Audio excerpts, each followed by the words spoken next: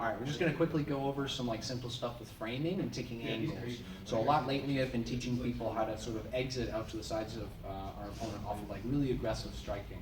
So what we're going to be doing and like focusing on the entire time is which foot we're going to be stepping first.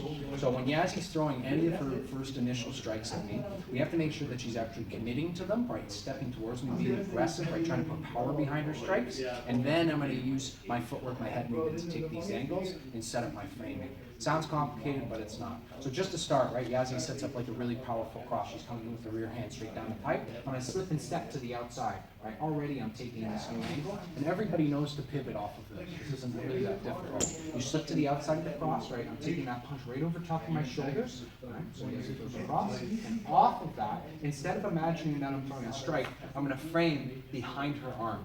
So the angles that we're looking for here are directly above her elbow and onto her upper back here. If I'm able to, even with a boxing glove, I block behind these parts, I have a lot of control that I can give to Yazzie. All right, and it's not a forever thing, right? It's just going to be a second of control. When Yazzie throws across at me, I'm going to slip to the outside and then short pivot, blocking behind the shoulder blade here.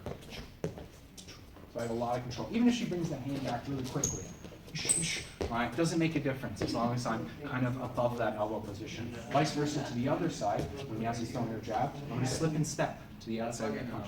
Just make sure you can see her feet. Okay. Yazzie throws her jab at me, I'm going to slip and step just to the outside of her foot here. And again, the frame off of this pivot is going to be with the hand closer to her back side. So it looks awkward initially, but when you do it smoothly, and I slip, turn my shoulders and get that frame directly above her elbow again.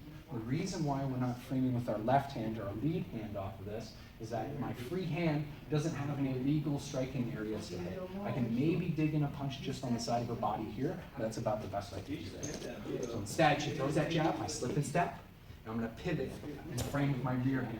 Now I'm set up, boom, with all of my really powerful lead hand strikes, right? My hooks, my uppercuts, right? Setting up right off of that frame. And there's a couple really good boxers right now that are using frames and hitting while holding on to them. I don't necessarily suggest that, but what we can do is right off of my frame, I replace it, boom, with the punch that I want to throw, and immediately put the pressure on the side of our opponent here. Vice versa on the other side again. All right, I slip. I'm going to frame with my lead hand, right, the one closer to her backside, so I can set up all of my power strikes. Again, back to the jab side. I'm going to slip and step. Frame. Boom. Just a little quicker.